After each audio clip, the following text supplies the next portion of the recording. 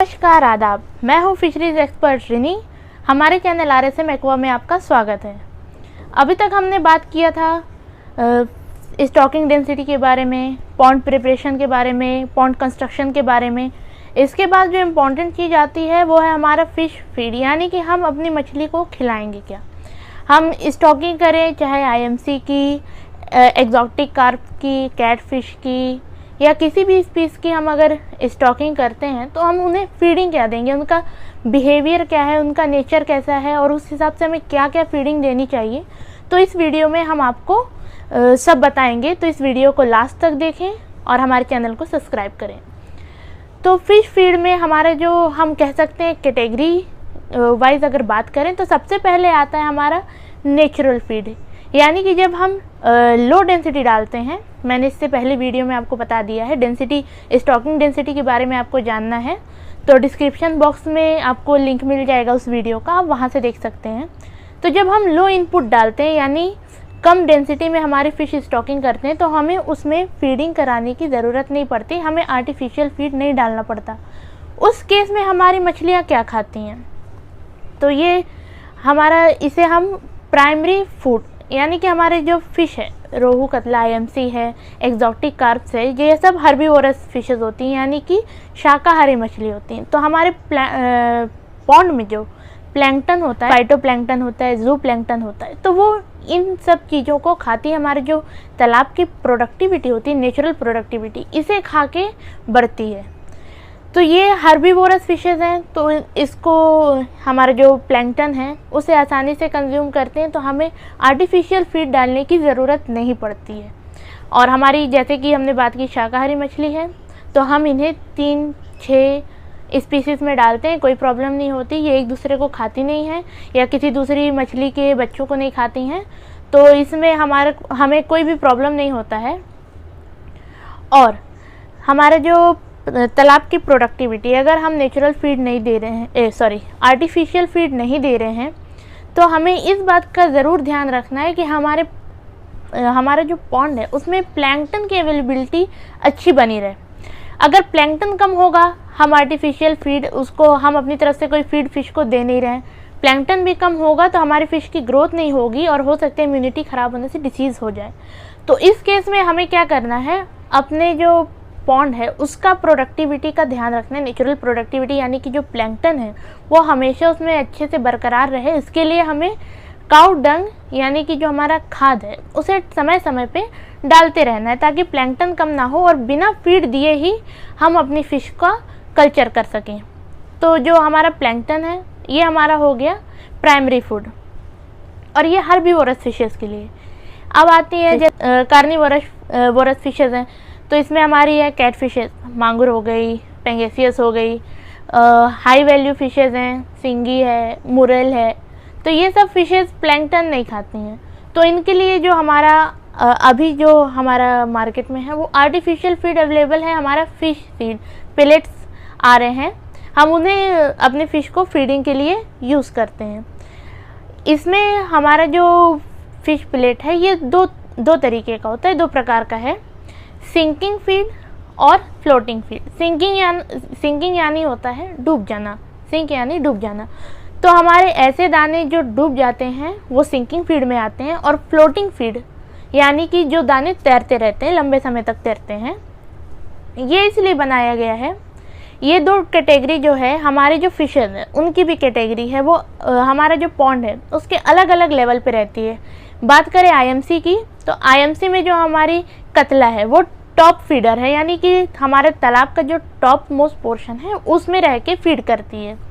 इसके बाद आती है हमारी रोहू, यानी कि जो रोहू है हमारी वो मिडल फीडर है। मिडल मतलब ना टॉप में रहती है ना बॉटम में रहती है, वो तालाब के बीच वाली लेवल में, सतह में रह के फीडिंग लेती है। इसके बाद जो हमारी लास्ट आती है मृगल। मृगल जो है हमारी बॉटम फीडर, हमारे तालाब के जो बॉटम में फीड उसको अवेलेबल होता है वो उसको खाती है। इसी तरह आपने कभी ध्यान दिया होगा तो एक्जॉटिक कार्प में हमारी एक पेटला होती है, कॉमन कार्प, उसका जो माउथ है देखेंगे तो उसका माउथ नीचे की तरफ झुका हुआ रहता है, नीचे की तरफ उसका जो फीड लेने के लिए माउथ का एरिया है वो नीचे तरफ रहता है। तो वो इस चीज़ से हम जान सकते हैं जो हमारी ये जो फ़िश है ये सब बॉटम का खाती हैं, बॉटम में जो हमें मतलब उन्हें जो पॉन्ड में अवेलेबल होगा वो उसका फीडिंग लेंगी। तो इन मछलियों के लिए जो बॉटम फीडर है उनके लिए सिंकिंग फूड बहुत अच्छा होता है, क्योंकि उन्हें इजीली आराम से नीचे हमारा जो दाना है वो बैठ जाता है और वो उसे फीड ले लेती हैं। बट अगर बात करें हम कतला की, रोहू की, जो कि मिडिल और टॉप लेवल की फीडर है, तो उनके लिए फ्लोटिंग फीड अच्छा रहता है। हमारी फिशेस आराम से दाना खा लेती हैं। इवन फ्लोटिंग फीड का एक और एडवांटेज है कि हम इसमें देख सकते हैं, मॉनिटरिंग कर सकते हैं कि हमारी फ़िश पूरा खाना खा रही हैं या नहीं, पार्शियली खा रही हैं, कम खा रही हैं, दाना अगर बच जा रहा है तो हम उसे निकाल भी सकते हैं। तो ये फ़ायदा है हमारे फ्लोटिंग फीड का। इनकी जो साइज़ रहती है वो अलग अलग मार्केट में अवेलेबल होती है। जैसे छोटे बच्चे हाई प्रोटीन का खाते हैं तो उसमें प्रोटीन का भी चार्ट रहता है कि छोटे बच्चों को जो जितने प्रोटीन का दाना चाहिए आपको वो अवेलेबल हो जाएगा। बड़ी मछलियों में फिर प्रोटीन कम हो जाता है, वो भी आपको अवेलेबल हो जाएगा।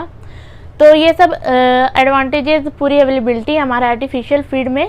हम दाने की बात करें तो इसके बाद आता है हमारा मेश। हमारी फिशेज मेश भी खाती हैं। मेश जो हमारा होता है राइस ब्रान से बना होता है। राइस ब्रान छोटे छोटे पार्टिकल्स होते हैं, तो उसे हम बोरियों में भर के हमारे तालाब के अलग अलग पॉइंट पे लगा देते हैं।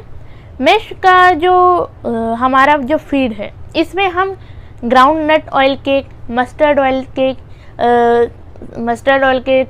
सरसों की खली जिसे कहते हैं हिंदी में, तो इसका हम यूज़ करते हैं। ये सरसों की खली और राइस ब्रान मिलके एक हाई प्रोटीन फीड तैयार कर देते हैं हमारी फ़िश के लिए। अगर हम सिंपल राइस ब्रान देते हैं तो उसे हम लो प्रोटीन फीड कहेंगे।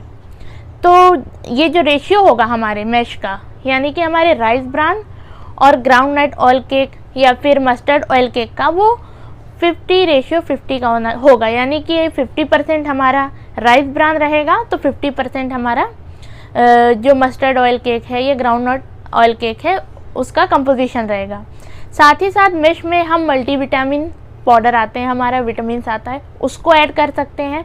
इससे ये होगा कि हमारी फ़िश की जो इम्यूनिटी है वो अच्छी बनी रहेगी, हमारी फ़िश की ग्रोथ है, हेल्थ है, वो अच्छी रहेगी। तो विटामिन का यूज़ करें। विटामिन का रेशियो जो है वो हमारा 1 kg पे 5 ग्राम रहेगा, यानी 1 kg हमारे मेश पे 5 ग्राम हम मल्टीविटामिन का यूज़ करेंगे। तो इसे हम बोरियों में भर के तालाब के अलग अलग पॉइंट पे, हमारे जहाँ पे पोल रहता है, अलग अलग तरीके से फीडिंग इससे होती है। तो बोरियों को वहाँ लगा देंगे और फिश जो हमारी है वो आके इससे फीडिंग लेंगी। उसमें कुछ छेद बना देंगे तो फिश आके फीडिंग लेगी। लेकिन इसमें जैसा कि मैंने लास्ट वीडियो में बताया था, प्रॉब्लम ये होती है कि कंटिन्यू उससे थोड़ा थोड़ा दाना निकलता रहता है। इससे हमारे जो तालाब की ऑर्गेनिक मैटर की जो डेंसिटी है वो बढ़ती रहती है और इससे हमारा पॉन्ड का जो वाटर क्वालिटी मैनेजमेंट है उस पर इफेक्ट होता है। हमारा पॉन्ड का जो क्वालिटी है वो पुअर हो सकता है, क्योंकि कंटिन्यू फीड निकल रहा है। अगर आप हैवी डेंसिटी पे कर रहे हैं, ज़्यादा दाना खाना ये मैश वाला यूज़ कर रहे हैं, तो ज़्यादा से ज़्यादा पानी में घुलेगा। इससे हमारे फ़िश को रेस्पिरेटरी में भी प्रॉब्लम आ सकती है, सांस लेने में दिक्कत हो सकती है। तो कमर्शियल लेवल पे अगर कहा जाए तो आप आर्टिफिशियल जो हमारा फ़िश सीड अवेलेबल है मार्केट में, मछली के दाने, पेलेट्स, उसका यूज़ करें।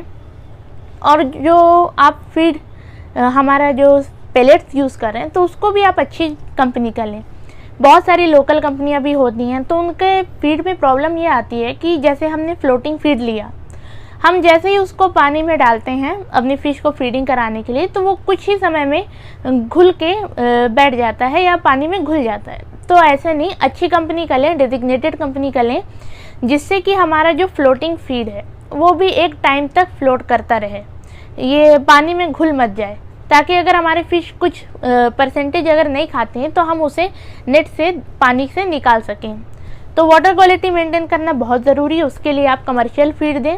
बहुत सारे लोग मेश का यूज़ करते हैं, तो वो मेश खिला सकते हैं अगर आप वाटर मैनेजमेंट अच्छे से कर पा रहे हैं। तो हमारे जो फीड थे वो थे नेचुरल फीड, यानी कि हमारा प्लैंकटन, जू प्लैंकटन और भी छोटे छोटे जो माइक्रो ऑर्गेनिज्म होते हैं, फ़िश उसको खाती है। और जो हमारा आर्टिफिशियल फीडिंग जो हम दे सकते हैं, हम देते हैं सप्लीमेंट्री फीड, वो है हमारा पेलेट्स। हमारे जो पेलेट्स अवेलेबल रहते हैं मछली के दाने, वो मैश है हमारा राइस ब्रान और मस्टर्ड ऑयल केक का जो हम मिक्स अपनी फ़िश को खिलाते हैं। तो ये कुछ प्रकार के फीड हैं जो हम फ़िश को खिला के एक अच्छी प्रोडक्शन ले सकते हैं। और हम एक अच्छा कल्चर कर सकते हैं। इसके अलावा भी और भी कई तरीके के अलग अलग जगह में फीडिंग का यूज़ किया जाता है, फीडिंग मेथड का यूज़ किया जाता है, अलग अलग इंग्रेडिएंट्स भी यूज़ होते हैं। तो उसके बारे में हम आपको अगली वीडियो में बताएंगे। तब तक के लिए हमारे चैनल को सब्सक्राइब कीजिए और इस वीडियो को लाइक कीजिए। नमस्कार।